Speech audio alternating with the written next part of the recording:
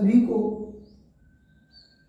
आज के इस वीडियो के माध्यम से होली की बहुत बहुत ढेर सारी शुभकामनाएं और सभी साथियों का हमारे solution with Rajesh sir channel पर आपका बहुत बहुत स्वागत है। तो चलिए हम देर न करते हुए मेन टॉपिक पर आते हैं और आज का टॉपिक है अधिगम के सिद्धांत। जो अधिगम के सिद्धांत हैं इस पर आज हम चर्चा करेंगे, अधिगम के सिद्धांत पढ़ेंगे। तो अधिगम के सिद्धांत यानी अधिगम के दो प्रकार के सिद्धांत हैं, एक है व्यवहारवादी सिद्धांत और दूसरा है संज्ञानवादी या संज्ञानात्मक सिद्धांत। देखिए, सबसे पहले हमें ये जान लेना जरूरी है कि सिद्धांत क्या चीज़ है। सिद्धांत यानी किसी चीज को, किसी कार्य को क्यों करना है, कोई कार्य क्यों होता है, होने का कारण क्या है, यही है सिद्धांत। तो सिद्धांत दो प्रकार के होते हैं, व्यवहारवादी सिद्धांत, संज्ञानवादी या संज्ञानात्मक सिद्धांत।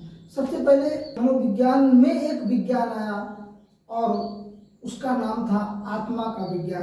यानी सबसे पहले मनोविज्ञान में एक विज्ञान आया जिसका नाम था आत्मा का विज्ञान। उसके बाद यानी जो आत्मा का विज्ञान था, जब उसको जो है अस्वीकार कर दिया गया, अस्वीकरण कर दिया गया, तो उसके बाद में एक जो है पोम्पोलॉजी के द्वारा एक विज्ञान लाया गया और उसका नाम था मस्तिष्क का विज्ञान या मन का विज्ञान। उसके बाद एक विज्ञान और आया जिसका नाम था चेतना का विज्ञान। चेतना के विज्ञान के बाद एक और विज्ञान आया, उसके बाद में चेतना के विज्ञान के बाद में एक और विज्ञान आया जिसका नाम था व्यवहारवादी विज्ञान।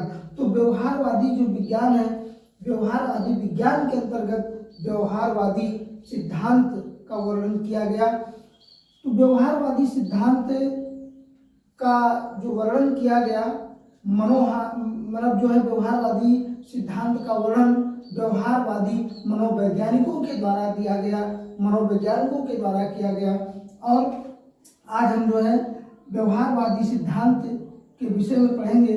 और व्यवहारवादी सिद्धांत में सबसे पहले जो मनोवैज्ञानिक हुए, जो मनोवैज्ञानिक हैं, उनका जो नाम है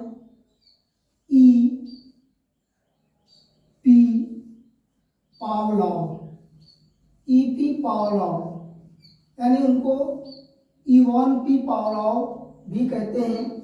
और जो दूसरे मनोवैज्ञानिक जिन्होंने व्यवहारवादी सिद्धांत का प्रतिपादन किया वो हैं B.F.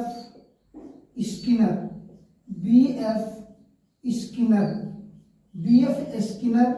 ये व्यवहारवादी सिद्धांत के प्रतिपादक हैं।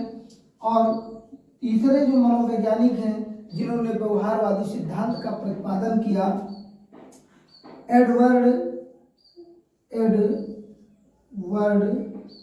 ली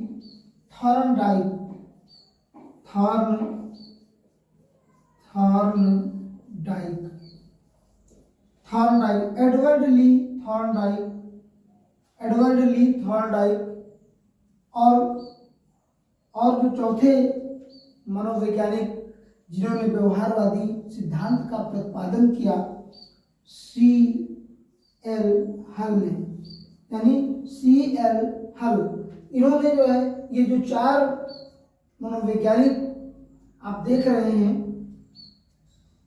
इन्होंने व्यवहारवादी सिद्धांत का प्रतिपादन किया, व्यवहारवादी सिद्धांत को माना। जो E.P. पावलोव यानी इवान पी पावलोव, इन्होंने एक सिद्धांत दिया जिसका नाम है शास्त्रीय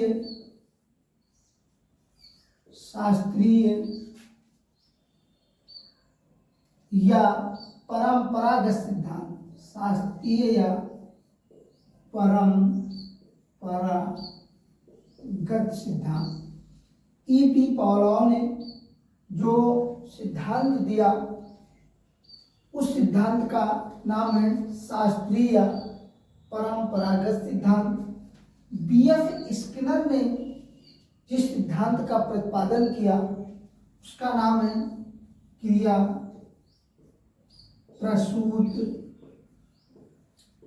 प्रसूत अनुबंधन का सिद्धांत। अनुबंधन का सिद्धांत, क्रिया प्रसूत अनुबंधन का सिद्धांत।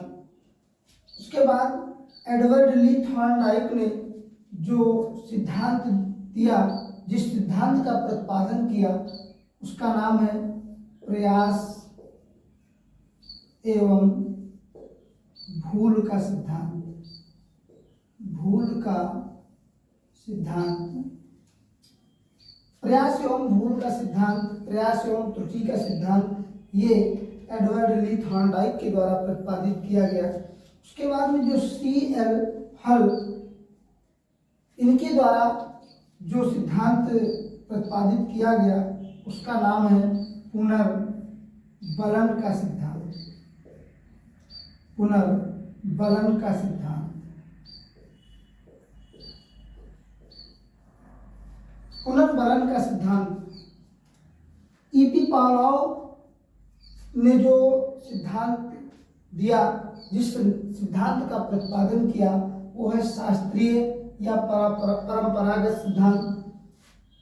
बीएफ स्किनर ने जिस सिद्धांत का प्रतिपादन किया वो है क्रिया प्रसूत एवं अनुबंधन का सिद्धांत। एडवर्ड ली थॉर्नडाइक ने जिस सिद्धांत का प्रतिपादन किया उसका नाम है प्रयास एवं भूल का सिद्धांत, प्रयास एवं त्रुटि का सिद्धांत। C.L. हल के द्वारा जो सिद्धांत दिया गया उसका नाम है पुनर्बलन का सिद्धांत। इस प्रकार से जो चाहे वो सीटेट का एग्जाम हो, चाहे यूपी टेट का एग्जाम हो, प्रत्येक एग्जाम में इस सिद्धांत से एक प्रश्न या दो प्रश्न जरूर पूछा जाता है।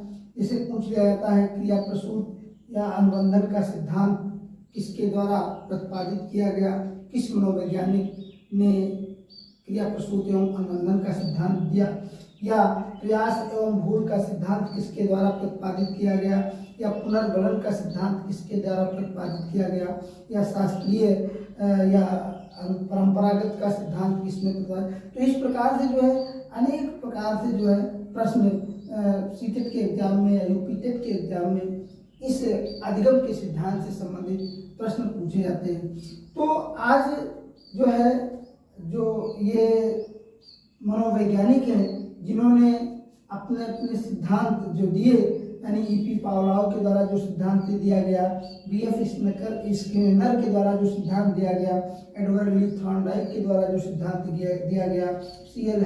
हल के द्वारा जो सिद्धांत दिया गया, इनमें से आज जो है हम यानी किसी एक सिद्धांत पर, यानी E.P. पावलोव के द्वारा जो शास्त्रीय या परंपरागत सिद्धांत दिया गया, आज उस पर हम चर्चा करेंगे। उसके बाद में अगली क्लास में हम स्किनर का जो सिद्धांत है, एडवर्ड ली थॉर्नडाइक का जो सिद्धांत है, C.L. हल का जो सिद्धांत है, उस पर चर्चा अगले वीडियो में अगली क्लास में करेंगे। तो आज जो है बीएफ स्किनर के द्वारा जो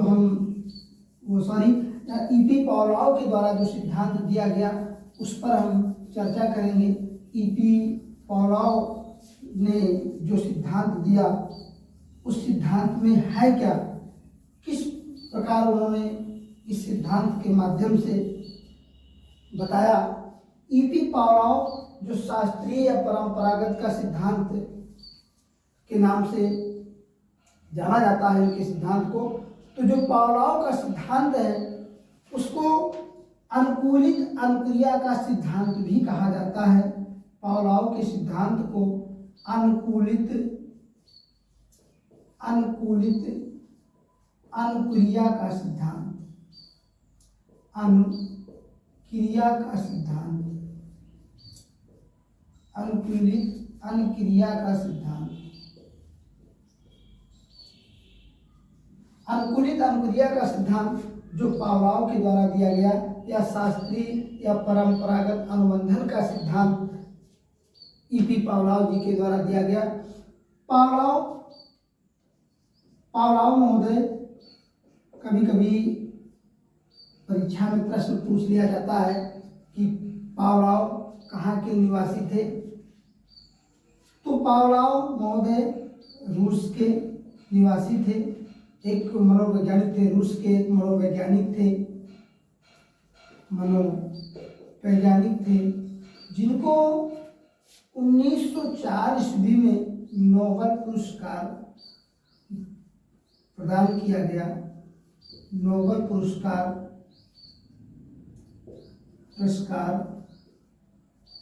प्रदान किया गया, यानी ईपी पावलोव साहब को, जो रूस के एक मनोवैज्ञानिक थे, इनको 1904 में नोबेल पुरस्कार से नवाजा गया, नोबेल पुरस्कार प्रदान किया गया। ईपी पावलोव महोदय ने अनुकूलित अनुक्रिया का सिद्धांत या इसको ये भी कह सकते हैं कि शास्त्रीय या परंपरागत अनुबंधन का सिद्धांत दिया। इन्होंने एक विशेष बात इसमें और है कि इन्होंने पाचन क्रिया पर शोध किया। किस पर शोध किया? पाचन क्रिया पर शोध किया। पाचन क्रिया पर शोध किया। ईपी पावलोव साहब ने पाचन क्रिया पर शोध किया।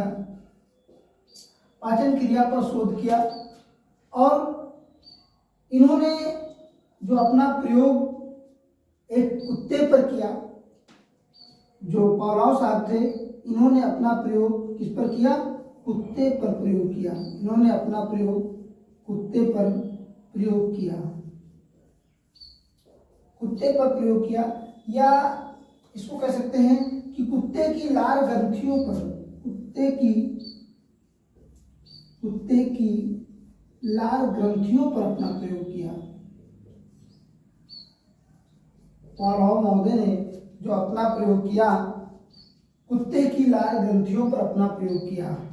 तो यानी इस प्रकार से पावलोव साहब को अनुबंधन का जनक भी कहा जाता है। पावलोव जी को अनुबंधन का जनक भी कहा जाता है। पावलोव जी ने अनुकूलित अनुक्रिया का सिद्धांत दिया। पावलोव जी रूस के मनोवैज्ञानिक थे। इनको 1904 में नोबेल पुरस्कार प्राप्त हुआ, प्रदान किया गया और इन्होंने पाचन क्रिया पर, यानी विशेष इम्पोर्टेंट पॉइंट है, इन्होंने जो है पाचन क्रिया पर शोध किया। इन्होंने पाचन क्रिया पर शोध किया और इन्होंने अपना प्रयोग कुत्ते पर किया, या कह सकते हैं कि कुत्ते की लार ग्रंथियों पर किया। क्योंकि परीक्षा में प्रश्न पूछा जाता है कि पावलोव जी ने अपना प्रयोग किस पर किया, तो वहाँ पर 4 ऑप्शन दिए रहते हैं। तो उसमें जो है कुत्ते की लार ग्रंथियों पर जो ऑप्शन रहेगा वो आपका राइट आंसर होगा। कुत्ते की लार ग्रंथियों पर इन्होंने अपना प्रयोग किया। इनके जो सिद्धांत हैं, इसको आप स्क्रीनशॉट ले लें और देखिए, इनके जो सिद्धांत हैं उनके अलग अलग नाम हैं। सिद्धांतों के अलग अलग नाम हैं। जो इनके सिद्धांत हैं, उन सिद्धांतों के अलग अलग नाम हैं, क्योंकि कभी कभी जो पेपर में अलग अलग नामों से, यानी सिद्धांत वही है लेकिन नाम दूसरा दे दिया जाता है, जिससे जो है जो परीक्षा दे रहे कैंडिडेट्स होते हैं, अभ्यर्थी होते हैं, वो समझ नहीं पाते हैं। तो इनको जो है अनुबंधन का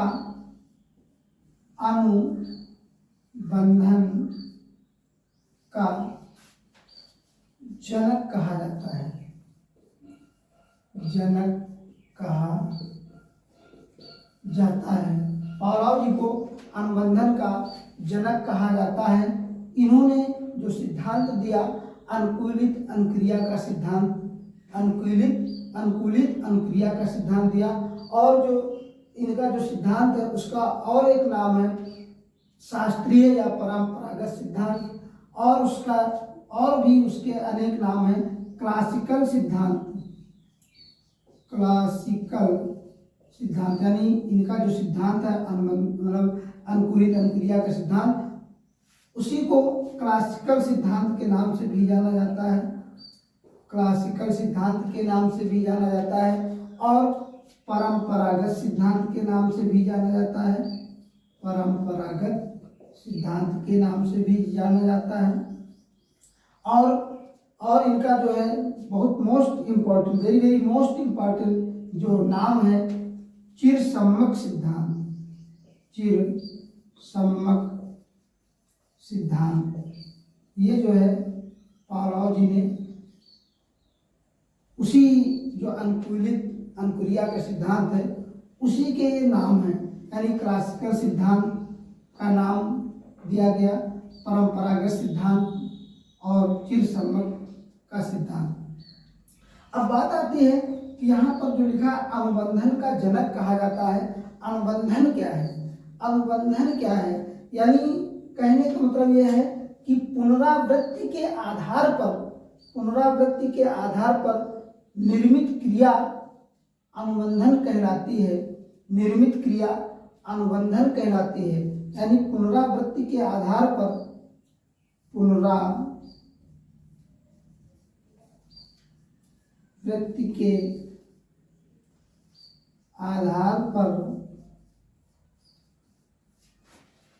निर्मित क्रिया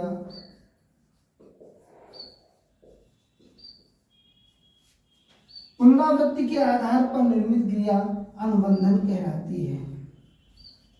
अनुबंधन कहलाती है। जो अनुबंधन है यानी पुनरावृत्ति के आधार पर, यानी किसी कार्य को बार बार करना, किसी कार्य को बार बार करने पर जो क्रिया होती है वही जो है अनुबंधन कहलाती है। यानी जैसे एक छोटा बच्चा है, किसी चीज़ को सीखता है, मान लीजिए वो अल्फ़ाबेट सीखता है, ABCD बार बार पढ़ता है और बार बार पढ़ने के बाद में उसको ये ज्ञात होता है, यानी अल्फ़ाबेट का पता चलता है। तो पुनरावृत्ति के आधार पर यानी बार बार दोहराने के आधार पर जो निर्मित क्रिया होती है अनुबंधन कहलाती है। अनुबंधन कहलाती है। तो अब हम ये समझेंगे कि पावलोव साहब ने जो अपना प्रयोग किया एक कुत्ते पर किया, यानी जो है कुत्ते की लार ग्रंथियों पर इन्होंने अपना प्रयोग किया। वो किस प्रकार से इन्होंने अपना प्रयोग कुत्ते पर किस प्रकार से किया और प्रयोग करने पर क्या उसका जो है परिणाम निकला, ये इस पर हम जो है विशेष चर्चा करेंगे। तो पावलोव जी ने जो अपना प्रयोग किया एक कुत्ते की लार ग्रंथियों पर किया, यानी एक कुत्ते पर अपना प्रयोग किया। पावलोव जी ने एक कुत्ते पर अपना प्रयोग किया और कुत्ते को एक जो है पिंजरे में यानी बॉक्स में रख दिया और कुत्ते के सामने जो है पावलोव जी ने भोजन रखा और भोजन को देखते ही जो कुत्ता था, भोजन को देखते ही कुत्ते के मुंह से लार आने लगी। पावलोव जी ने भोजन रखा, कुत्ते को भोजन दिखाया और कुत्ते ने भोजन को देखा। भोजन को देख करके उसके मुंह से लार टपकने लगी। भोजन रखा यानी भोजन को देखते ही कुत्ते के मुंह से लार टपकने लगी। कुत्ते को भोजन दे दिया। उसके बाद में फिर जो है पावलोव जी ने क्या किया, क्योंकि पावलोव जी ने अपना जो प्रयोग किया कुत्ते पर वो 3 चरणों में किया, 3 चरणों में प्रयोग किया। तो पहला चरण क्या है कि पावलोव जी ने भोजन को कुत्ते के सामने रखा, कुत्ते ने भोजन को देखा, उसके मुख से लार टपकने लगी। पावलोव जी ने भोजन कुत्ते को दे दिया। ये तो पहला चरण हो गया। दूसरे चरण में पावलोव जी ने क्या किया, भोजन रखा और घंटी बजाई। भोजन रखा और घंटी बजाई। कुछ ही क्षण बाद कुत्ते के सामने जो है मतलब कुत्ते के मुख से लार का टपकना शुरू हो गया, लार का टपकना शुरू हो गया और कुत्ते को भोजन दे दिया। यानी जो है दूसरे चरण में पावलोव जी ने क्या किया, कि कुत्ते के सामने भोजन रखा और भोजन रखने के बाद घंटी बजाई और घंटी बजाने के बाद में कुत्ते को भोजन दिया। तो क्या हुआ, यानी कुत्ते को भोजन दिया लेकिन पहले घंटी बजाई, उसके बाद में भोजन दिया। और तीसरे चरण में क्या किया, पावलाव जी ने भोजन रखा और घंटी बजाई लेकिन कुत्ते को भोजन नहीं दिया। तो देखा ये कि घंटी बजाई तो कुत्ते के मुख से लार टपकना शुरू हो गई लेकिन उसको भोजन नहीं दिया। तो इस प्रकार से पावलाव जी ने अपना प्रयोग जो कुत्ते की लार ग्रंथियों पर किया, 3 चरणों में किया। पहले चरण में पावलाव जी ने क्या किया, कुत्ते के सामने भोजन रखा, कुत्ते ने भोजन को देखा और उसके मुख से लार टपकने लगी, यानी जो है लार जो है उसके मुख से टपकने लगी भोजन को देख करके। पावलाव जी ने कुत्ते को भोजन दे दिया। दूसरे चरण में उन्होंने क्या किया कि भोजन रखा और घंटी बजाई। तो कुत्ते को ये पता चल गया, ये एहसास हो गया कि भोजन मिलेगा लेकिन पहले घंटी बजेगी उसके बाद में भोजन मिलेगा। तो पावलाव जी ने क्या किया, भोजन रखा और घंटी बजाई, कुत्ते के मुख से लार टपकना शुरू हो गई और कुत्ते को भोजन दे दिया। यहाँ पर तीसरे चरण में उन्होंने क्या किया कि घंटी बजाई, यानी भोजन रखा और घंटी बजाई लेकिन भोजन कुत्ते को नहीं दिया, फिर भी कुत्ते के मुख से लार टपकना शुरू हो गई। यानी घंटी का बजना क्या है, एक अस्वाभाविक क्रिया है और जो कुत्ते के मुख से लार का टपकना वो भी एक अस्वाभाविक क्रिया है। तो इस प्रकार से जो है, यानी अस्वाभाविक उत्तेजना के प्रति स्वाभाविक क्रिया का उत्पन्न होना जो है, ये क्या है कि जो पावलाव जी का जो सिद्धांत है अनुकूलित अनुक्रिया का सिद्धांत, इसका क्या मतलब है कि अस्वाभाविक उत्तेजना के प्रति स्वाभाविक क्रिया का उत्पन्न होना, अस्वाभाविक क्रिया के प्रति स्वाभाविक क्रिया का उत्पन्न होना। यानी अस्वाभाविक क्रिया क्या है, घंटी बजाना, और जो स्वाभाविक क्रिया क्या है, लार का टपकना। तो अस्वाभाविक क्रिया के प्रति स्वाभाविक क्रिया का उत्पन्न होना, ये अनुकूलित अनुक्रिया का सिद्धांत कहलाता है। जैसे मान लीजिए कोई बच्चा है पढ़ने स्कूल जाता है और स्कूल में कोई मीठा की दुकान हो, तो वो बच्चा जो है, अगर बच्चा को वो मीठा पसंद है तो वो जो है उस दुकान के पास जैसे ही पहुंचता है तो उसका जो मन है या उसके जो है मुख से लार का टपकना शुरू हो जाता है, यानी उसका खाने की इच्छा हो जाती है। जैसे मान लीजिए इमली है और बच्चे इमली खाना ज़्यादा पसंद करते हैं और इमली को देख करके जैसे ही वो इमली को देखते हैं तो उनका जो है इमली के प्रति स्वाभाविक क्रिया उत्पन्न हो जाती है, इमली के प्रति स्वाभाविक क्रिया उत्पन्न हो जाती है। तो कहने का मतलब यह है कि किसी भी जो फेवरेट वस्तु है, किसी भी फेवरेट वस्तु को देख करके उसके प्रति स्वाभाविक क्रिया का उत्पन्न हो जाना, ये अनुकूलित अनुक्रिया का सिद्धांत कहलाता है। तो इस प्रकार पावलाव जी ने अपना जो प्रयोग है कुत्ते की लार ग्रंथियों पर किया और अपना प्रयोग पावलाव जी ने 3 चरणों में किया। पहले चरण में भोजन कुत्ते के सामने रखा, कुत्ते के मुख से लार टपकना शुरू हो गई और कुत्ते को भोजन दे दिया। दूसरे चरण में क्या किया, पावलाव जी ने भोजन रखा और भोजन रखने के बाद में घंटी बजाई, उसके बाद में कुत्ते को भोजन दिया, फिर भी लार टपकना शुरू हो गई। तीसरे चरण में क्या किया, पावलाव जी ने भोजन रखा, घंटी बजाई, लेकिन भोजन कुत्ते को नहीं दिया, लेकिन फिर भी लार का टपकना शुरू हो गया। तो इस प्रकार से कहने का मतलब यह है कि भोजन को देख करके जो स्वाभाविक क्रिया उत्पन्न हो गई वही है अनुकूलित अनुक्रिया का सिद्धांत। इस प्रकार आज की इस वीडियो में पावलाव जी के द्वारा जो अनुकूलित अनुक्रिया का सिद्धांत दिया गया उस पर हमने चर्चा की। और अगले जो सिद्धांत हैं बीएफ स्किनर का क्रिया प्रसूत सिद्धांत, एडवर्ड ली थॉर्नडाइक का प्रयास एवं भूल का सिद्धांत, सीएल हल का पुनर्गलन का सिद्धांत, ये अगली क्लास में यानी अगले वीडियो में हम बताएंगे। हमारे और जो वीडियो है, वीडियो का नोटिफिकेशन है आपको प्राप्त हो, सबसे पहले प्राप्त हो, इसके लिए आप solution with Rajesh sir channel को सब्सक्राइब करें, लाइक करें, कमेंट करें और अपने दोस्तों को शेयर करें।